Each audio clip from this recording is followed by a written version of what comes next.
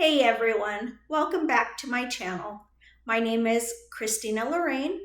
I'm a transformational and trauma-informed coach and somatic practitioner. I help heal trauma and transform you through meditation, breathwork, and journaling. If you've ever felt stuck, emotionally triggered by things others seem to brush off, or you find yourself repeating the same painful patterns, this video is for you.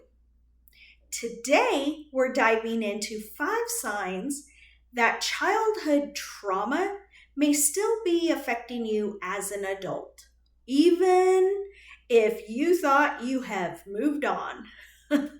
These signs are subtle yet powerful, and recognizing them is the first step to real healing.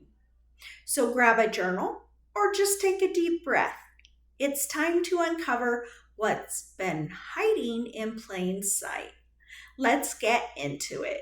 So number 1, you struggle with boundaries. One major sign that childhood trauma still affects you is your inability to set or enforce personal boundaries. This often stems from growing up in an environment where your needs were ignored, invalidated, or punished.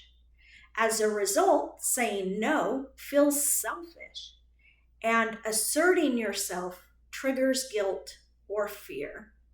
You may find yourself constantly overgiving, people-pleasing, or being taken advantage of, not because you're weak, but because your inner child still equates love with self-sacrifice.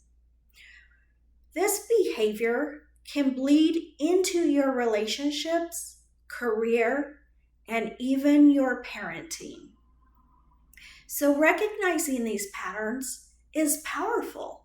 It's not about blaming your past, but about reclaiming your present.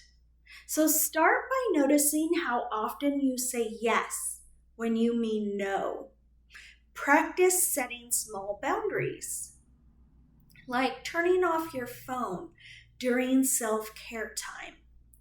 As you build this muscle, you'll begin to feel safer in your own skin. And that's when real change starts.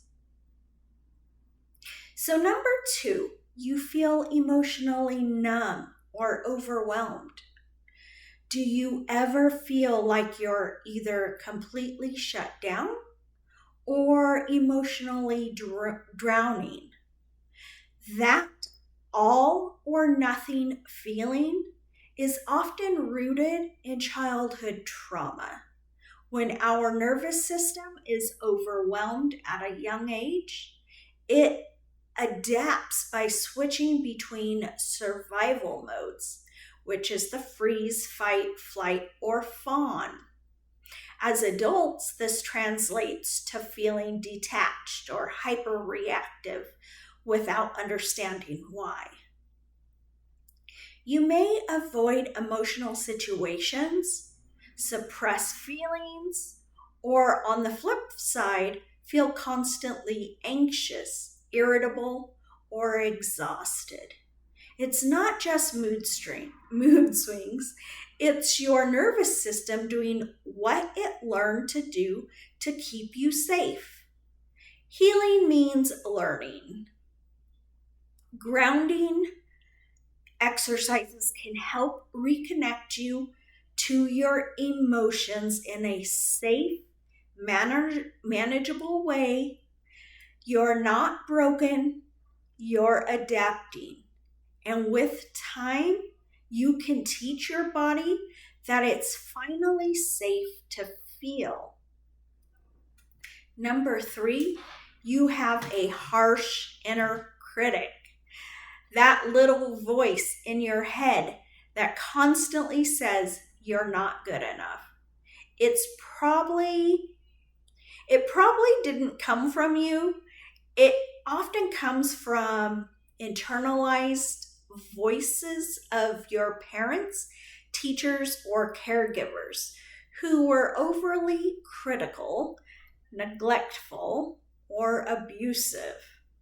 This harsh inner dialogue becomes the soundtrack of your life, sabotaging your confidence, relationship, and joy.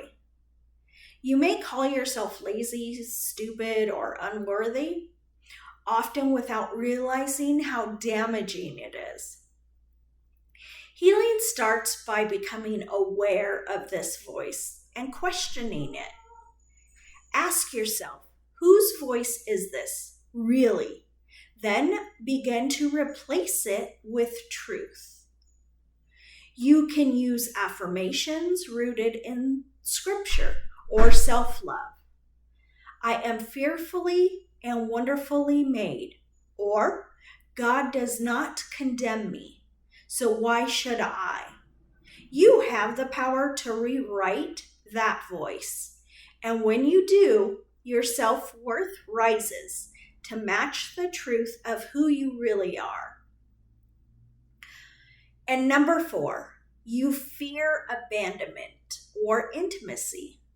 If you constantly worry that people will leave you, or if you push people away the moment things get close, you're not alone. Childhood trauma, especially from inconsistent caregivers or emotional neglect, wires your brain to fear connection. You may crave deep love, yet sabotage it. Cling to people out of fear of being alone.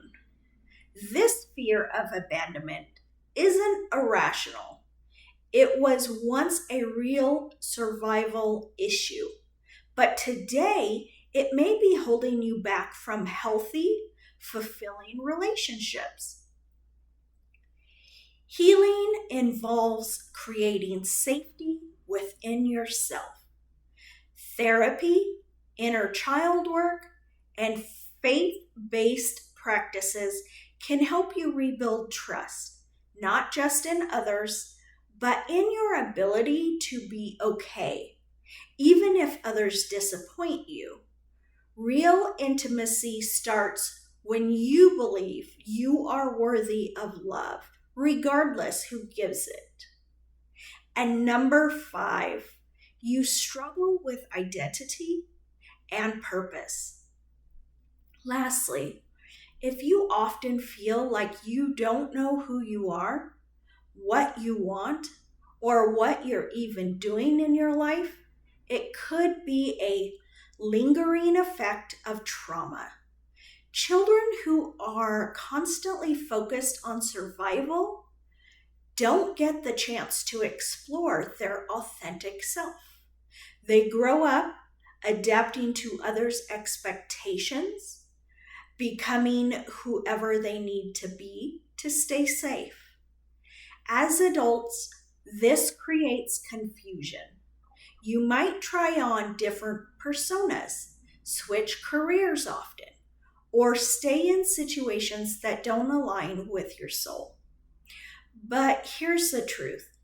The real you has always been there, just buried under layers of pain and performance. Start asking, what brings me peace? What aligns with my values? Explore those answers gently through prayer, journaling, and trusted mentors. Purpose is not something you find overnight. It's something you uncover as you heal. So if any of these signs resonate with you, know this: you are not alone, and you are not beyond healing. Childhood trauma may shape us, but it does not define us. Through awareness, compassion, and faith, you can begin to transform pain into purpose. Don't rush the process. Start where you are and be kind to yourself along the way. If this video helped you, please like, comment, and subscribe for more faith-based healing content, trauma-informed content, and real transformation. And remember, healing is not linear, but every step forward matters. Thanks for watching, and please visit MissChristinaLorraine.com. Thank you so much.